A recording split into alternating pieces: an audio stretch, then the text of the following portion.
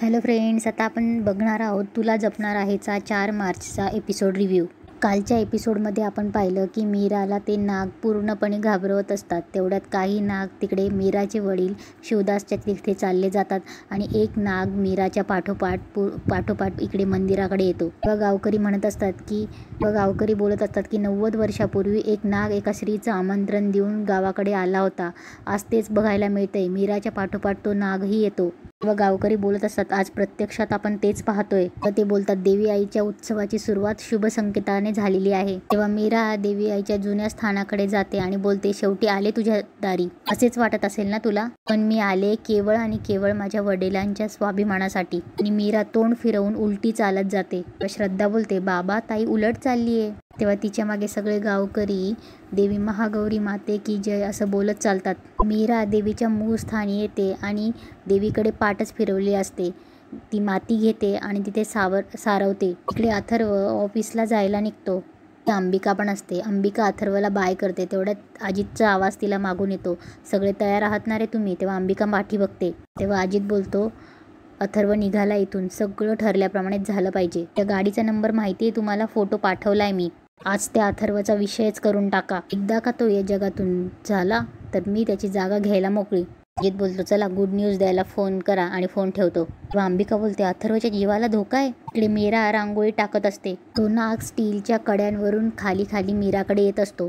गावकरी घाबरतात. भास्कर चोरून बघतच असतो आणि मोबाईलमध्ये व्हिडिओ काढत असतो. नाग मीराच्या अवतीभोवती असतो. मीराची बहीण काका सगळे गावकरी घाबरतात. मीराही नागाला पाहून दचकते. नाग तिच्या रांगोळीच्या तिथे मध्ये येऊन फणा काढून उभा राहतो. एक गावकरी दंडवत घालतो आणि बोलतो की हे नागदेवता गुरव कुटुंबाच्या आमंत्रणाला तू मान देऊन आलास. परत गावकरी बोलतात की मीरा कधी देवीला मानत नाही, तरीही तिच्या हातून हा विधी झालाच कसा. सगळे बोलतात देवी आईची खरी भक्त मीराच आहे. त्यातला एक गावकरी बोलतो असं काही नाही, मला तर असं वाटतं ना मीराला काळी जादू येत असेल. ते एक बोलतो बरोबर बोलतोय तो. तिचा बाप तो शिवनाथ कायम स्मशानात असतो, त्याच्याकडूनच ही शिकली असेल. सगळं झाल्यावर मीराच्या घरी सगळे गावकरी येतात. तेव्हा बुवा बोलतात तर मंडळी मीराच्या हाताने पहिला विधी एकदम छान पार पडला.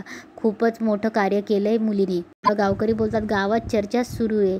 तेव्हा बुवा बोलतात अहो होणारच. खूप वर्षापूर्वीची घडलेली गोष्ट आज झालीये. मीरामुळे देवी आईने दिलेला उत्सवाचा आशीर्वादच आहे. श्रद्धा बोलते तो नाग चक्क देवी आईच्या मागे मागे देवळात आला. ते भास्कर रंगनाथ बाबाला व्हिडिओ दाखवत असतो. तेव्हा रंगराज बोलतो कसं शक्य आहे, नाग तिच्या मागून आला. तेव्हा शैलेजा बोलते अहो तुम्ही तरी व्हिडिओ बघितला, आम्ही रिअलमध्ये बघितलं. पुढचा विधी कलश शोधणे. हा विधी आधीच्या विधीपेक्षाही कठीण असणारे असे बुवा बोलतात. मीरा बोलते कलश शोधणे म्हणजे. मीराचे काका बोलतात देवी आईच्या कलशाची पूजा केली जाते आणि त्यानंतर तो कुंडात सोडला जातो. नंतर विधी केलेल्या स्त्रीने त्या कुंडाच्या पाण्यात उतरून कलश शोधून काढायचा असतो. मीरा बोलते इतकंच, मग त्यात कठीण काय. बुवा बोलतात कुंडात उतरून कलश काढणं तुला वाटतं तितकं सोपं नाहीये मीरा. एरवी शांत दिसणारा कुंड एखादी व्यक्ती पाण्यात घुसली की तिला आत खोल मध्ये खेचत जातो. इकडे रंगराज बोलतो कलश शोधायचा म्हणजे तो चोरीलाही जाऊ शकतो. भास्कर बोलतो मग ते दुसरं कलश आणतील. शैलेजा बोलते नाही, तोच कलश वापरावा लागतो. देवीच्या उत्सवात पिढ्यानपिढ्या तोच कलश वापरला गेलाय. कलश नसेल तर हा विधीच होणार नाही. तेव्हा शैलेजा बोलते वा बाबा काय आयडिया दिलीये. तेव्हा रंगराज बाबा बोलतात याचा अर्थ कलश चोरीला जाऊ शकतो. तेव्हा शैलेजा बोलते हो जाऊ शकतो, पण तो चोरणार कोण बाबा. शैलेजा थोडी दचकते आणि बोलते कोण म्हणजे मीच. शैलेजा बोलते कलश चोरते आणि अशा ठिकाणी लपवते ना त्या मीरालाच काय तिच्या बापाला सुद्धा सापडणार नाही. इकडे अथर्वच्या गाडीसमोर एक गुंड असतो. अथर्व गाडीचा हॉर्न वाजवतो पण तो बाजूला सरकत नाही. तेव्हा अथर्व बोलतो एक्सक्यूज मी, ही काय खेळायची जागा आहे का. अथर्वची थोडीशी त्यांच्याशी बोलाबोली होते. तेवढ्यात तो बोलतो हिंमत असेल तर बाहेर येऊन बोल ना. अथर्व बाहेर येतो. अथर्व बोलतो आलो बोला. बघता तिथे अजून गुंड येतात. सर्व अथर्वला घेरतात. अथर्व त्यांच्यासोबत मारामारी करतो. 1-2 जण त्याला पाठीमागून वार करतात आणि त्याला मारतात. अथर्व खाली पडतो. अथर्वला सर्व घायाळ करून सोडतात. मीरा वॉकमन मध्ये तिच्या आईचं अंगाई ऐकत असते. तेव्हा तिथे माया येते. माया बघते की मीरा वॉकमन मधनं गाणं ऐकते. तेव्हा मायाला सगळं आठवतं की मी तर टेप रेकॉर्डर तोडून फेकला होता. माया तिच्याकडनं घेते आणि बोलते किती कॅसेट्स आहेत अजून अंगाई ऐकतेस. परत माया तर तोडते. तेव्हा वेदा तिला अडवते. पण माया एका साईडला ओढत असते, वेदा एका साईडला ओढत असते आणि वेदा तिला नखं लावते. तेव्हा माया चिडते आणि बोलते मला नख मारतेस, आता मी तुला दाखवते चल. तो गुंड रॉड घेऊन अथर्वला मारणार. तेवढ्या तिथे अंबिका प्रकट होते आणि तो रॉड पकडते. अंबिका अथर्वला गुंडांपासून गुंडांपासून वाचवते. अंबिका त्या गुंडांचे खूप हाल करते मारून मारून. माया वेदाला ओढून घेऊन जाते आणि बोलते, बोलता येत नाही पण नाटकं कमी होत नाहीत तुझी. जबरदस्ती स्कूलमध्ये जाण्यासाठी बसवते. वेदा खिडकीतून हात काढून बसलेली असते.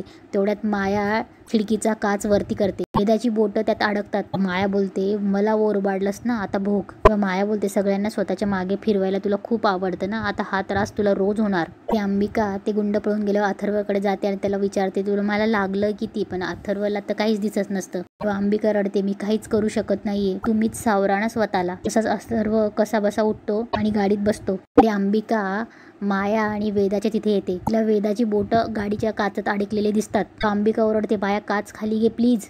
अंबिका बोलते, माया किती नीच असशील तू, एवढ्याशा जीवाला त्रास देऊन काय मिळते तुला. एवढ्यात मायाला समोरून मंजिरी येताना दिसते. माया घाबरते आणि पटकन काच खाली करते. तरी अंबिका खूप चिडते आणि बोलते, माया.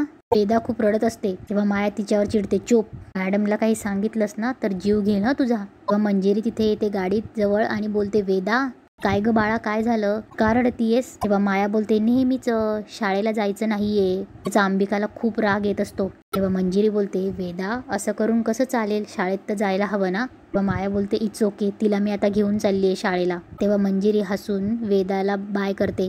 तेव्हा अंबिका बोलत असते, आई माया माझ्या वेदाला. तेवढ्यात माया वेदाला घेऊन जाते. मंजिरी पण घरात निघून जाते. अंबिका काहीच करू शकत नाही, फक्त बघत राहते. माया वेदाला बोलते, वेदा आता मस्त क्लासला जा हं, क्लासमध्ये गेलीस की नीट अभ्यास करायचा. तर मी सरांना सांगेल हं, वेदा घरी पण त्रास देते. Okay, good girl. Ambika Maya स्कूलमध्ये उगाचच नाटक करते आणि बाय वेदा म्हणते. वेदा रडत रडत क्लासमध्ये येते आणि तिथेच आजचा एपिसोड संपतो.